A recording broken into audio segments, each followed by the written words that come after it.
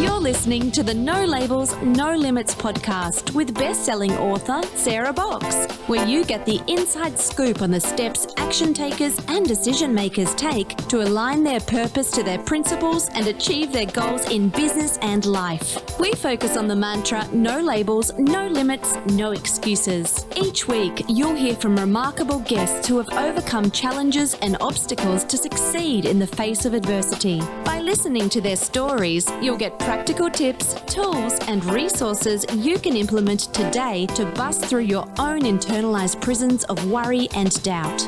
And now, without further ado, please welcome your commanding coach with plenty of chutzpah and heart, Sarah Box.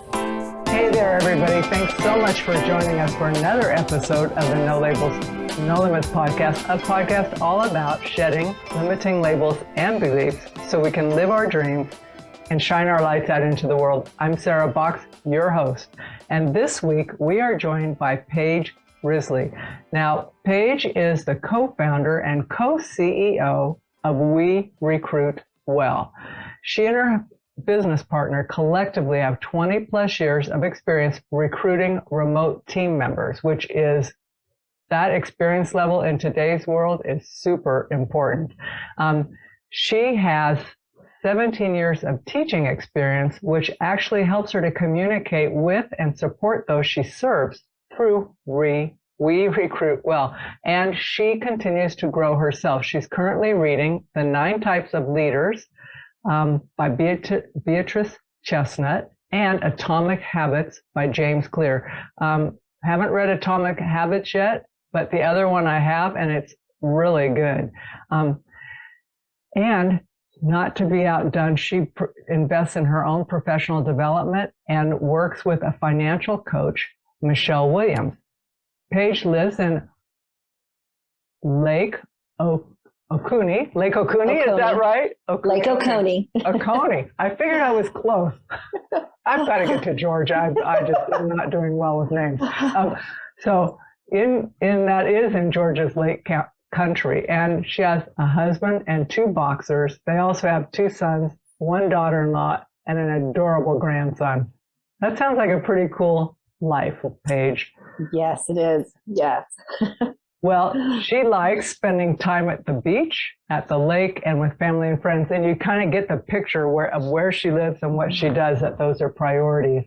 But today I'm going to ask Paige to share with us how to make sure our team is the right fit and that you can work effectively together. And I'm going to ask some questions more about how she uses the Enneagram in her workplace, about teams in general, especially bridging remote and on-site folks, and then how to effectively work and communicate with the different Enneagram types at work. So with that introduction, let's welcome our guest today, Paige Risley. Hi, Paige. Hi, Sarah. How are you? I'm good. I was telling Paige before we went live that I had a dentist visit this morning, and clearly my mouth has not come back to normal yet. But it's a great day for an interview. Paige, most of my guests know this, and they know they'll be asked this question. I just popped this on to you at the last minute, but I like to know if there's anything you do every day that really keeps you living true to your own purpose and calling. Yeah, definitely. I tend to be a very structured person. I like to stick to my to-do list and mark things off.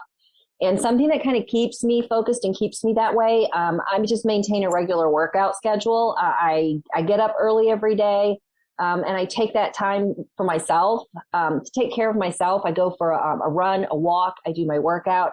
And I also like to read a lot. Like you shared, I am currently reading a couple books right now. And I just feel that helps me be a better version of myself, as well as it helps me help my clients and the candidates that we're placing with them in my business as well. Fabulous. So let me ask you this. If you were to hop on an elevator and do your elevator speech, not necessarily of your business yet, but if someone popped on and they said, what is the Enneagram? What would you say? And let me say, you got 15 floors. This is not a long elevator. 15 floors. First of all, I wouldn't be on the elevator because I'm claustrophobic. So we'd be on the stairs walking, but so you have more time. I've got a little more time, but yeah. So the Enneagram, I would describe the Enneagram as it's a personality. It's a personality assessment. It's just, there's all kinds of them out there, but this one it doesn't box you in. There's 9 different types that you can be. And within those 9 types, you have different wings and you have different subtypes and you have different growth paths and different stress paths and all the different things. So you're not narrowed down into that one type, whereas a lot of them you are, and that it can serve you well to know what you are, what your tendencies are, so that you can work on the blind spots, work on the parts of you that need that work, and also begin to recognize in others how you can communicate better with them. So tell us a little bit about We Recruit Well, and how you and your partner started that, because that's a very specific type of recruiting. Mm-hmm. Yep, it is. We actually, my partner and I, we've known each other for over 20 years now. We met as teachers. We actually transitioned out of the teaching world into the virtual assistant workspace at the same time. And we were just looking for something. We didn't want to be in the classroom anymore. You hear teachers get burned out. It happens a lot. It happened to both of us. We wanted something we could work from home. And we found the virtual assistant workspace. And we started with the same company, and then we both joined that company on their corporate team. I joined the company in a recruiter space and was actually recruiting virtual assistants for them and hiring them for the company and then placing them with clients. My partner joined as a relationship manager. And so she was navigating the relationships between clients and their virtual assistant and helping them navigate their workspace and their communication style. We worked for that company I was there for 5-6 years. We both felt there was a better way. Everybody knows what a virtual assistant is now, especially with the pandemic. Most of the virtual assistant companies out there are subscription model, and we're not. We don't manage the middle for very long. You pay them, you contract with them, you can be a 1099 with them, W-2, however you want. But what we do is we go out and specifically find somebody for you. We're not finding someone on our roster. We're meeting with you, listening to what your needs are, what your business is, and then we're creating a job description, posting it, and finding a specific person for you. So that's in a nutshell, that's how we got started. We just knew there was a different model. There was a better way to do it that was a little more cost effective for a client, and it's more pay effective for the virtual assistant as well. Absolutely. And the other thing that I love about that model is you took time to know the client's needs and what the virtual assistant could do for them. That's actually the model that helped me find, well, she's been with me for 5 years now. She's her own business, But oh my gosh, it was so great because it was like, this is specifically what I need. And I'm hopeful that you get someone who's smarter than that so they can help me grow. Yes. Yep. But it's been great. So how do you think your personal type on the Enneagram, you're a 1 with a wing 9. How do you think that influences currently or influenced your decision previously to this choice of work and the approach that you have? Yeah. If you know anything about the Enneagram and you're a 1, you're a rule follower. You check things off. You are going to do what you're supposed to do. I love processes. I love SOPs, the whole bit. And I can just go down the list and get it done. That's how my days are. And I like to just move right through. And so as far as our business is concerned, I am that analytical process person. I am the person who I know what you're supposed to do. My business partner is an 8. Her wing, I don't really know what her wing is. I don't know if she's a wing 9 or a wing 7. She could really go either way, but she is an 8. And there are many times I have to reach out and say, Beth, you forgot to do this. And she's like, oh, okay. And she never goes back and does it. So I always have to fill in that gap for her. But that structure part of me, that wanting to follow the rules, wanting to get it done right, the perfectionist, it really lends itself towards being an executive assistant. But also, I know what I'm looking for. And being a recruiter and being in this space, you have to follow that process. And every time we've not followed that process, it's when we've made mistakes. We've messed up. We did something. We didn't do it right. We got out of order. So it lends itself very well to what I do. The Wing 9 part, I am definitely not a confrontational person. I would rather just, my business partner calls me, a high 8 wannabe. I don't have it. I'd love to have your back in a fight, but I'm going to talk to you about it and get you hyped up, but I'm going to run away when the time comes. And so to me, the conflict, I need to bring it down to a calmer level, and we need to work it out, and we need to fix it before we have the conflict. So it lends itself very well in that communication stage between our clients and any assistant that we would place with them, is that we're teaching them to communicate ahead of time so you don't reach that boiling point of a conflict. That's so powerful, because I think in my many years working and causing trouble for myself, right? Because there are those things you're going, had I started this conversation a month ago, we wouldn't be having today's conversation. Exactly. Right. Yes. But I only get those because I'm not you. So I get those in hindsight, and I'm thinking, I really need a better way of doing this. So I appreciate that, but I can also see how that part of you that doesn't want to be confrontational thinks about those things. Yes. And kind of dials it down, which is so powerful to have in a business. So let's talk a little bit about how we can use the Enneagram in the workplace, whether we're recruiting or on a day-to-day basis. Yep.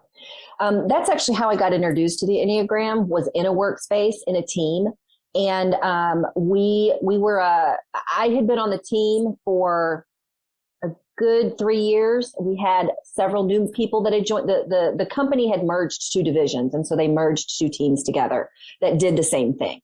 So there was a new leader, and there were some new team members that hadn't worked together. And kind of as a get to know you professional development, we all read The Road Back to You by Ian Crone, and we took an Enneagram test, and then we all got together and discussed it. And it really was eye-opening. I mean, I've done all kinds of personality assessments and work style assessments before, and they're all spot on with me. They all label me exactly the same, and that's exactly what I am.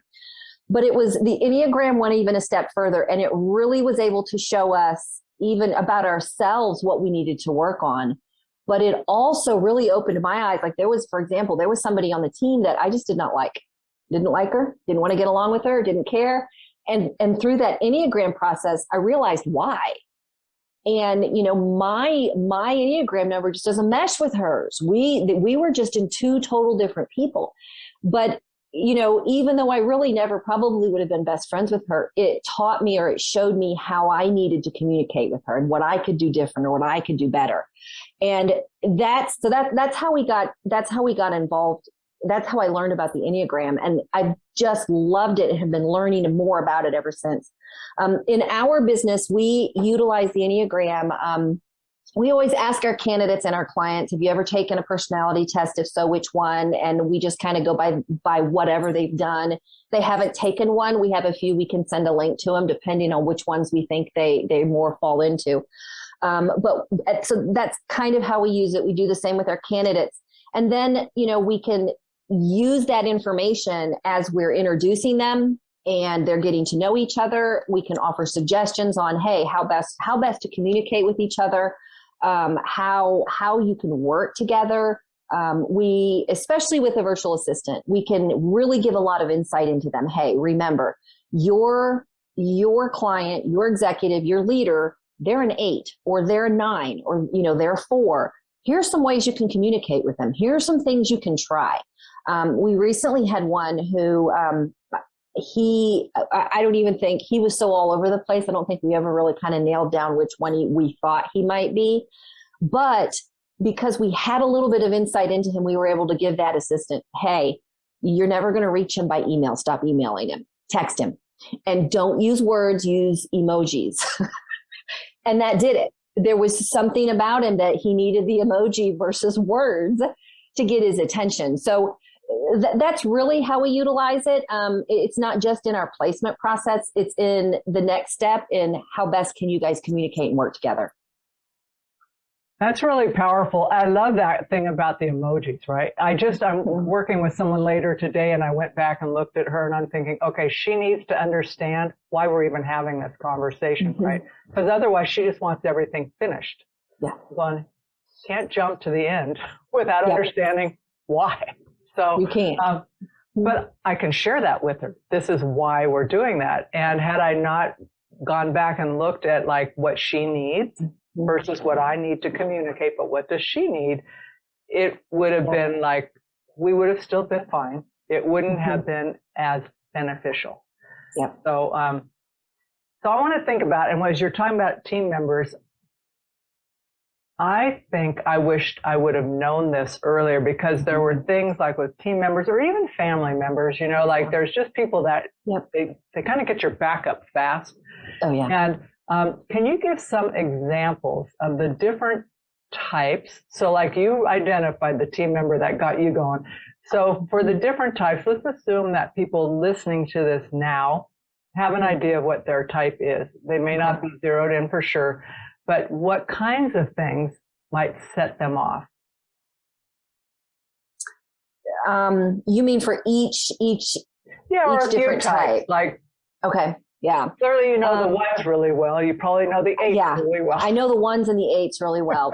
For ones, I'll start with ones. For ones, if you get out of process or you don't follow the rules, you are pushing my buttons. And, like last week, my brother lives in Dallas, Texas, and his pickup truck was stolen from his work parking spot with his name on it. And my thought was, why can't people just follow the rules? What's wrong with people? You don't do that. That's just a big no-no. So if you get out of process, go in order. There's a list for a reason. There's a work process and a workflow for a reason. Just do it. So that is one thing that really sets me off. I think another thing for ones is if you're going to do it right. I want my bed made a certain way. And when my husband wants to get up and make the bed and help, that's great, but do it the right way. You go back and redo it? You know what? I didn't today.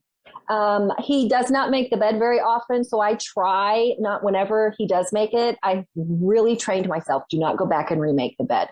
But in my inner self, it really causes tension for me. That the blanket's not in the right spot. Like, you didn't do that right. And it's not about him. It's more about me. So, I mean, those are some things for ones. Eights, I think for eights, they want to have a good conversation with you. They want to have a discussion or debate. And if you got to have an opinion, you got to be able to run with them. Our oldest son is also an 8, and you got to be able to have a discussion. He's also an engineer. So you got to have a discussion with him, and it's got to be intellectual, and you got to keep up. So if you're just, agreeable, that's not what an 8 wants. They really want you to have a discussion with them. Let me see. 4s. And fours are my, even though ones kind of have a tendency to have some 4 tendencies in them. I really struggle with that aspect of being a 1 because 4s, I typically do not like 4s. I am not creative. I don't care what color you paint anything. That's just not something of me that I get. So that romantic and all that stuff that is wrapped up in that creative 4 is very hard for me to understand. So I really feel like the opposite is true of a 4. So if I'm trying to force a 4 to do things in order and do things the way I want it, that's probably really hard for them. And that's probably going to really, really push their buttons. A 9, again, if you place a 9 in any kind of level of conflict, you're just going to shut them down.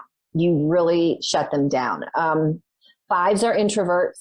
And it's funny, we talked about the Enneagram. You're not boxed into that number. You have some other subtypes.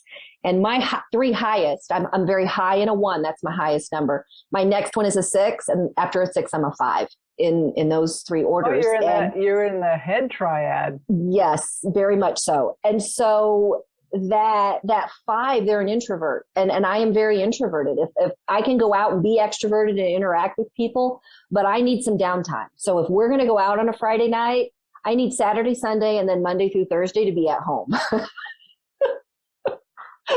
So for fives, they don't want to be in the spotlight. They do not want to be forced to go to that cocktail party after work. They don't want to interact with people near as much as maybe anybody who's a social type of a person. They just don't want to do it.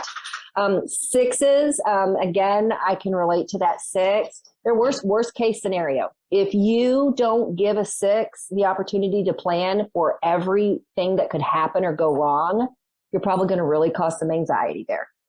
They have to have an exit strategy. So, taking the time, I mean, the Enneagram, there's a lot to it, but taking the time to learn about the people who are on your team, not just leaders or not just people who are under you, but coworkers, people who are on the same level as you, so that you can communicate and interact better with them it's invaluable, and it'll take you very far if you just take the time to do it. And also those pieces, like you were talking about, the things that annoy or set us off, right? They key us in, whatever language you're used to using, also can be that type's strong point, right? Yes. So it gives us a chance to take a breath, just recognize that's them and they're doing their thing. And it actually has some benefits to us that they are that way. Because no one gets to be the best type in an Enneagram, right? They don't. No, definitely there is no not. best type. There isn't. My youngest son thinks he's the best type, and we're not really sure where he came from, because my husband, oldest son, and I, we all have one.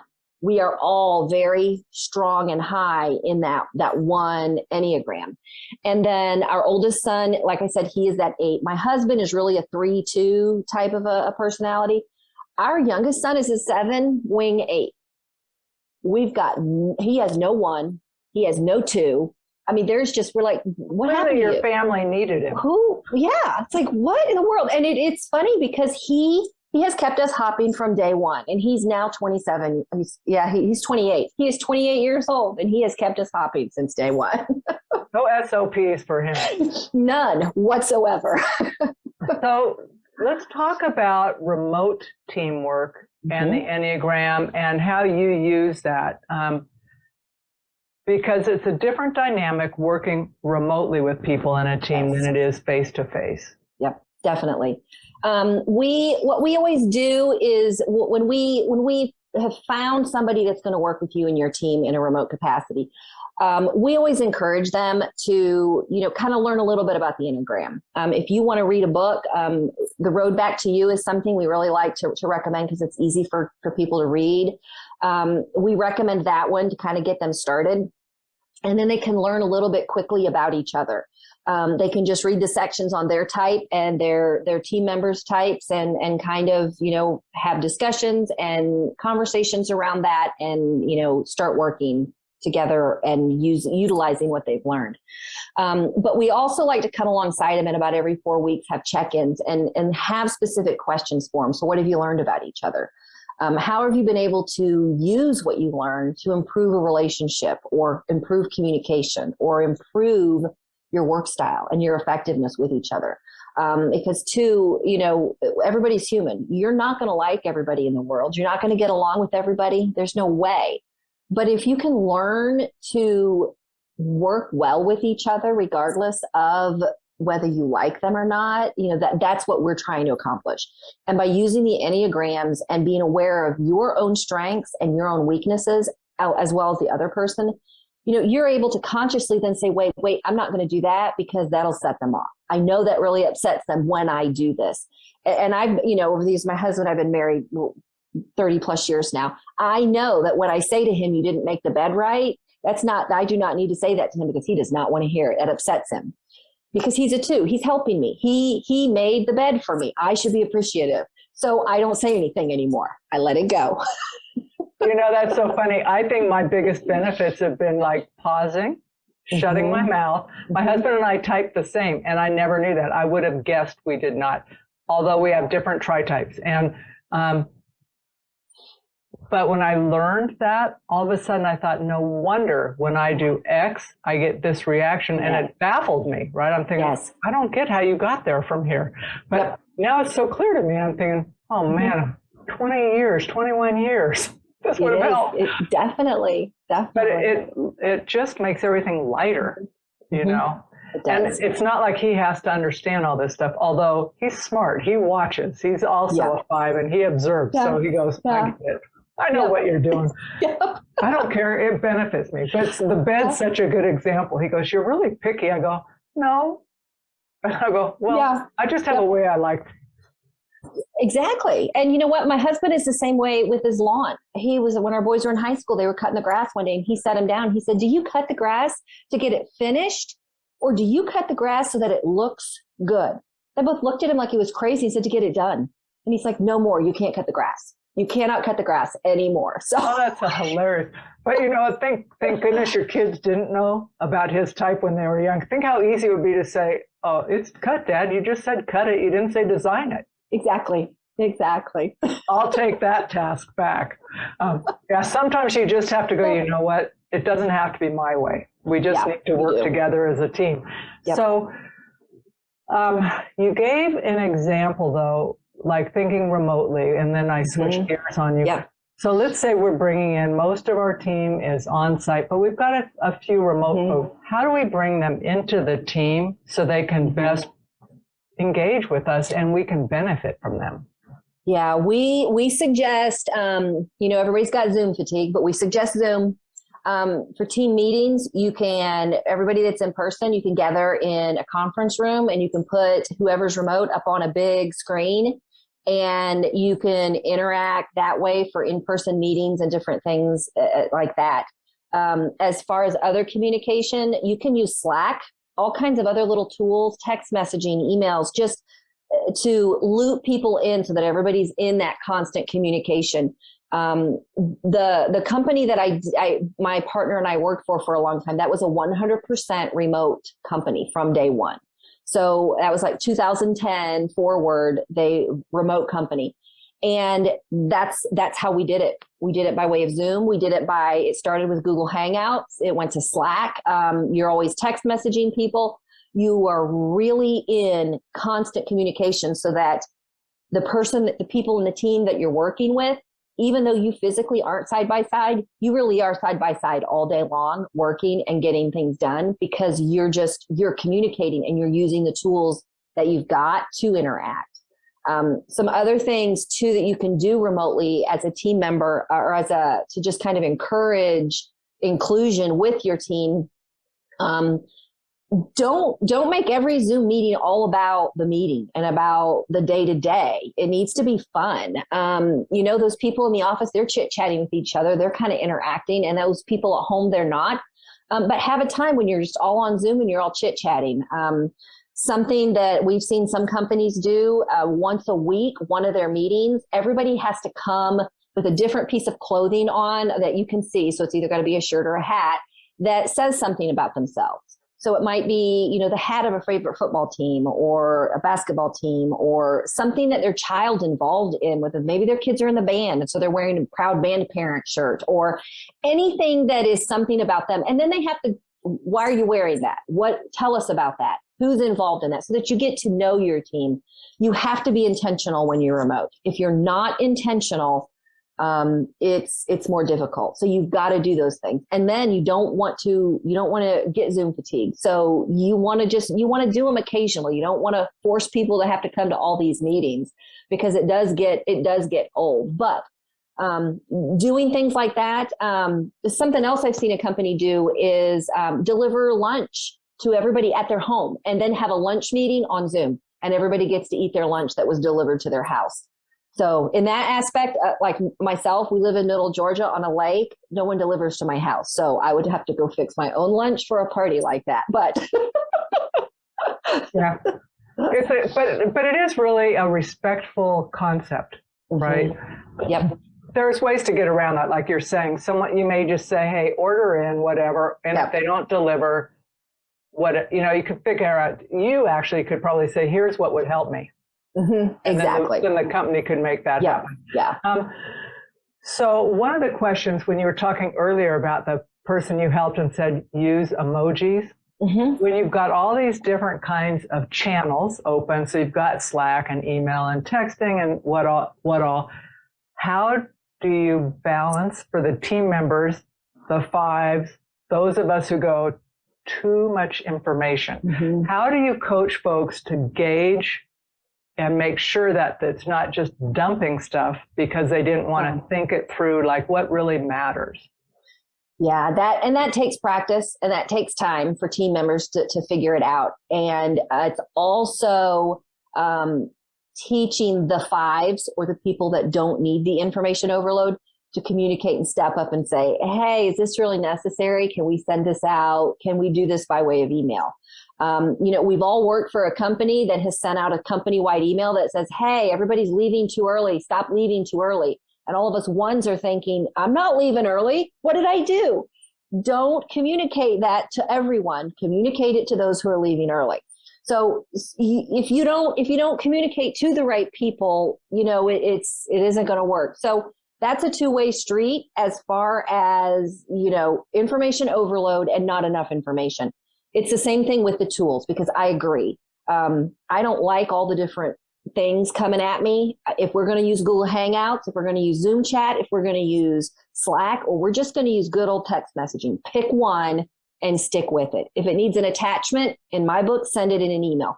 But come up with a policy for when do you use email, when do you use text, and when do you use Slack, and then stick by it. Well, and I also think it's incumbent upon the sender to think through the purpose of the message, right? Very much so. And I really appreciate when people just say, they'll tell me at the beginning, this is for your information. You don't need to do anything with it. Then I just go, great. I know it's in my email if I have to go back to it. Exactly. I don't worry about it. Yep. But when it's like you don't get that to the very bottom of a 2-page email, you're going, okay, that was disrespectful. Exactly. I had to reach out to someone that I work closely with. He was giving me hiring instructions and recruiting instructions, and he isn't a recruiter and he isn't a hirer. And he literally, it was a 2-page email, and I emailed back and I said, I got this. I've been doing it for a while. I know everything you told me. Your 2-page email was completely unnecessary. He emailed back. He goes, okay, got it. Thanks. And he hasn't done it since. So, which goes to clear communication helps us all. Yeah. Yes.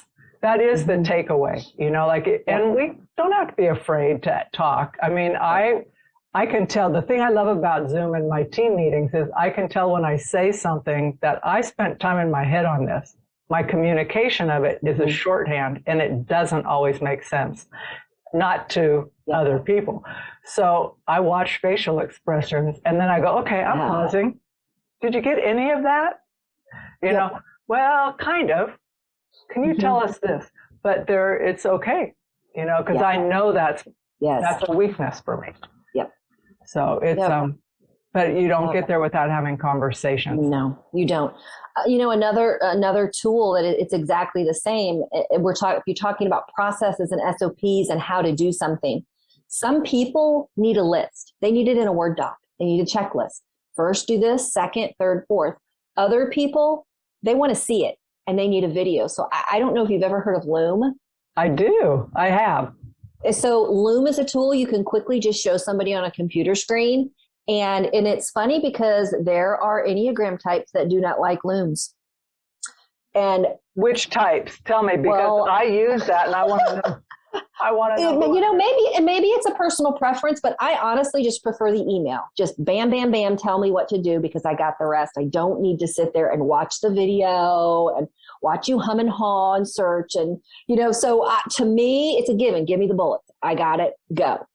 I just need the short version. So, but that's another tool that you have to figure out. When is Loom more effective? When is Loom easier? I got asked a question this morning by somebody, and a Loom was the quickest way to give her the answer. And that's what I did. Even though I hate it, I knew that's what I needed to use. So it's just another tool and a way to communicate remotely that you've got to use it when you need to use it, but don't overuse it. It's important to really pay attention to what's going to benefit the receiver, right? Because that's kind of the point of communicating. Yep. So you have a saying that I want to ask you to tell us more about. You say, be a Winnie the Pooh, not an Eeyore. And I've just actually recently re-listened to Winnie the Pooh. So tell me what you mean by that. Definitely. So if everybody's ever remembers anything about Winnie the Pooh, Christopher Robin, and Eeyore, Eeyore was always, woe is me. The glass wasn't, poor Eeyore, the glass wasn't even half full. It was just bone dry. Everything in his life was terrible. His tail was never attached. Everybody, you know, he was a downer. And Winnie the Pooh might have just been so happy-go-lucky and on top of the world, without a care in the world. And to him, the glass was always overflowing, regardless of what it is. And regardless of how you really feel on the inside, life is easier for everybody if you just look at it as that glass is overflowing. And if you look at it as that glass is bone dry, you're always going to be woe is me. And it's hard to get motivated and it's hard to move along. So we always just say, don't look at it as half full or half empty. Look at it as half full. Look at the positive. There's a positive in everything. And, you know, when you think back to Winnie the Pooh, all those characters, I mean, I know they're cartoons, but they were all a different number on the Enneagram. We could probably figure out which one each of them was, but they never excluded Eeyore. Even though he probably drove them all nuts with his Debbie Downer, they never excluded him, and they included him every single time. So, you know, you always want to be that Winnie the Pooh so that you are including everybody. You're aware of everybody and what their type is and what is most beneficial to them and how you can work effectively with them, but you don't ever want to exclude them because of how they are. So that's kind of what we mean by that. Be a Winnie the Pooh and not an Eeyore, is be that all inclusive. Winnie the Pooh didn't care who you were or what you were like. He was going to include you on everything he did. It's all about having fun. Mm-hmm. Definitely. Experiencing everything. So I have a couple short questions. What lights you up most about the work that you're doing today? That's really easy. We started working with a client right after Thanksgiving, the week right after Thanksgiving, which that's the worst time to start working with somebody anyway, because, you know, it's the holidays. And and especially in this job market, we searched and searched and searched. And for a job that we normally get about 100 applications, I think we had 10. And we submitted them and they were okay with the people we submitted, but it wasn't, you know, they weren't grinning from ear to ear. They were like, wow, we're not wowed. So we said, you know what? You don't have to worry about it. It's Christmas. Don't worry about it. We're going to take this week off. And then as soon as Christmas is over, we're going to repost it. We're going to see what we get. So we did just that. We reposted it the Sunday after Christmas and hit the ground running the week after Christmas. And one of the first people that I interviewed, my partner did, or actually I did the phone screen and my partner did the Zoom interview. We do both aspects of that before we pass it on to a client.